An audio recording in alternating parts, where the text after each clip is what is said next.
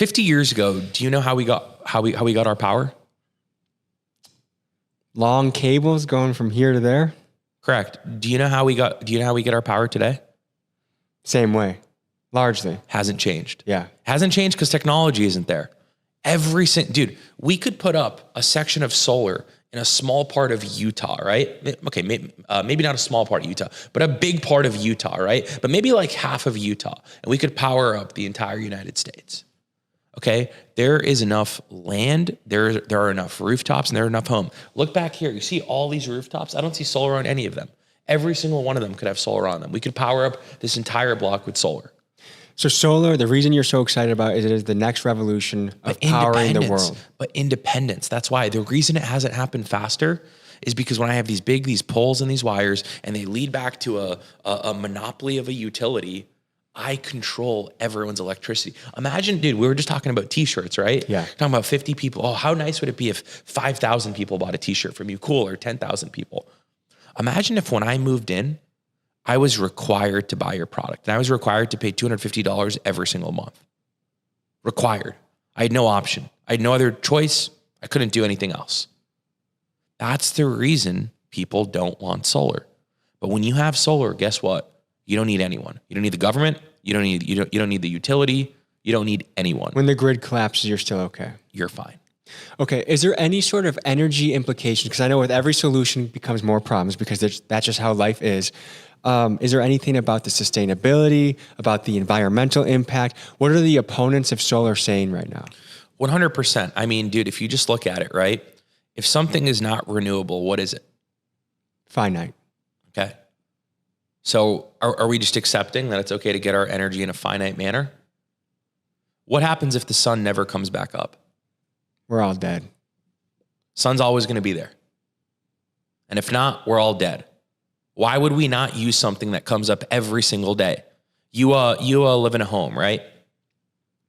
How much money does your roof make you right now? Not a goddamn dime. There's solar up there. You're going to be saving money.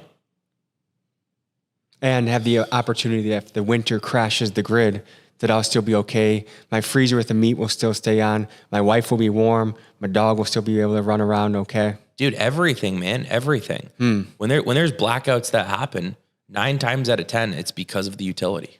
So what are the biggest opponents of solar saying right now? In what regard?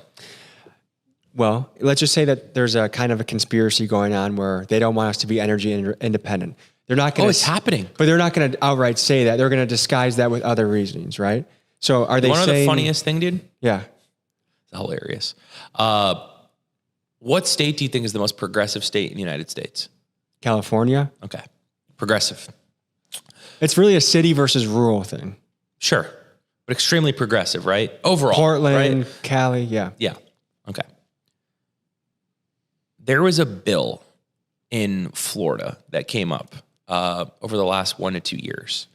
And it was a bill basically saying right now when people get a solar system and the power comes to their home, they're able to take that power and any power that they don't use themselves, any extra power, they're able to send back to the grid, and the grid can pay them back at whatever rate, whatever retail rate that the kilowatts that they're going to charge. Energy. Yeah. So, if I produce 1,000 kilowatt hours and I send it back to the grid and then they go and they sell that to my neighbor for a certain price point, I'm going to get a credit for that, right? Makes sense. I gave the grid power. I sold the grid power. And the grid went and gave it to my neighbor. And now I got a credit for it. So now when nighttime happens and my solar system might not be producing because I don't have a battery, right? When I have a battery, it's completely different. I make excess power in the day, it goes to my battery, and then I use it at night, right? But when I don't have a battery, which today costs a little bit more money, I got to give it back to the grid, and the grid gives me a credit. And then at night, when my solar system isn't producing as much as it was in the day, I'm just using that credit. So I'm actually never paying more money. That credit is covering me throughout the night with the utility. So that helps obviously enable solar really fast because you don't need to get a battery system, which is, maybe 40 to 50% of the cost of a solar system. So it makes solar extremely accessible and affordable to anyone from low income all the way up to super wealthy. Literally, we have people that make $30K a year that get solar systems, and it saves them money instantly. So just how the internet democratized distribution of content, TV shows, talking heads, solar kind of democratizes power. It's called deregulation, but yes.